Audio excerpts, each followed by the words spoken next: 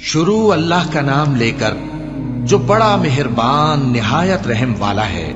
ہم نے نوح کو ان کی قوم کی طرف بھیجا کہ پیشتر اس کے کہ ان پر درد دینے والا عذاب واقع ہو اپنی قوم کو خبردار کر دو۔ انہوں نے کہا کہ بھائیو،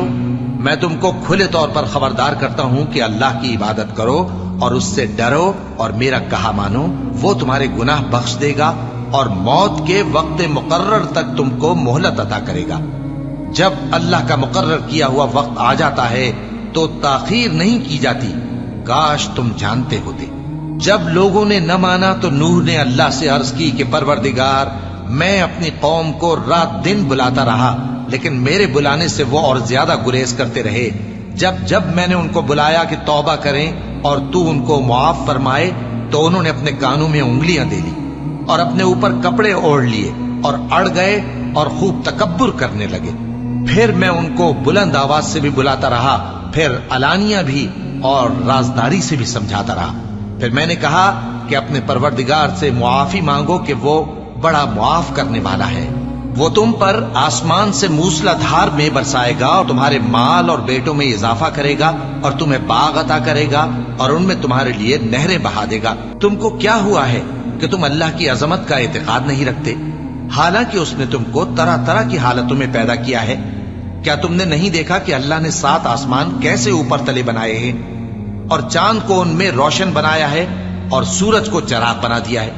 اور اللہ ہی نے تم کو زمین سے ایک خاص طرح سے پیدا کیا ہے، پھر اسی میں تمہیں وہ لوٹا دے گا اور اسی سے تم کو نکال کھڑا کرے گا۔ اور اللہ ہی نے زمین کو تمہارے لیے فرش بنایا تاکہ اس کے بڑے بڑے کشادہ رستوں میں چلو پھرو۔ آخر میں نوح نے عرض کی کہ میرے پروردگار، یہ لوگ میرے کہنے پر نہیں چلے اور ایسوں کے تابع ہوئے ہیں جن کو ان کے مال اور اولاد نے نقصان کے سوا کچھ فائدہ نہ دیا، اور وہ بڑی بڑی چالیں چلے اور کہنے لگے کہ اپنے معبودوں کو ہرگز نہ چھوڑنا، اور ود اور سوا اور یغوث اور یعوق اور نصر کو کبھی نہ چھوڑنا۔ اور اے پروردگار، انہوں نے بہت لوگوں کو گمراہ کر دیا ہے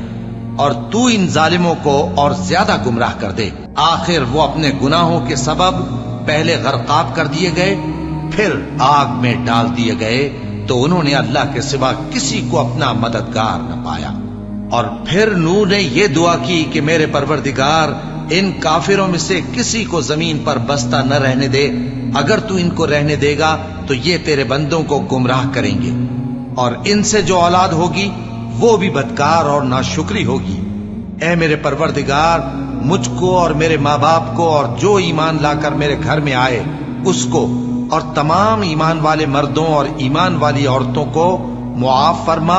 اور ظالم لوگوں کے لیے اور زیادہ تباہی بڑھا۔ اور نوح کی طرف وحی کی گئی کہ تمہاری قوم میں جو لوگ ایمان لا چکے ان کے سوا اور کوئی ایمان نہیں لائے گا، تو جو کام یہ کر رہے ہیں ان کی وجہ سے غم نہ کھاؤ، اور ایک کشتی ہمارے حکم سے ہمارے سامنے بناؤ، اور جو لوگ ظالم ہیں ان کے بارے میں مجھ سے کچھ نہ کہنا، کیونکہ وہ ضرور غرق کر دیے جائیں گے۔ اور نوح نے کشتی بنانا شروع کر دی، اور جب ان کی قوم کے سردار ان کے پاس سے گزرتے تو ان سے تمسخر کرتے۔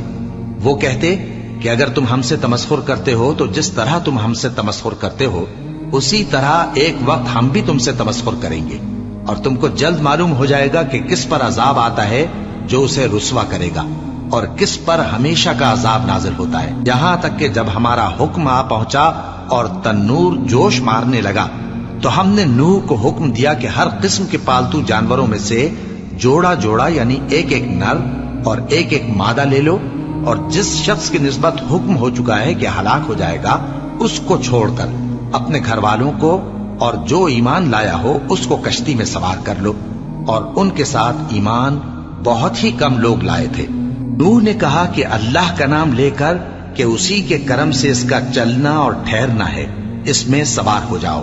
بے شک میرا پروردگار بخشنے والا ہے، مہربان ہے۔ اور وہ ان کو لے کر طوفان کی لہروں میں چلنے لگی۔ لہریں کیا تھیں؟ گویا پہاڑ تھے۔ اس وقت نوح نے اپنے بیٹے کو جو کشتی سے الگ تھا پکارا کہ بیٹا ہمارے ساتھ سوار ہو جا اور کافروں میں شامل نہ ہو۔ اس نے کہا کہ میں ابھی پہاڑ سے جا لگوں گا، وہ مجھے پانی سے بچا لے گا۔ فرمایا کہ آج اللہ کے عذاب سے کوئی بچانے والا نہیں اور نہ کوئی بچ سکتا ہے مگر وہی جس پر اللہ رحم کرے۔ اتنے میں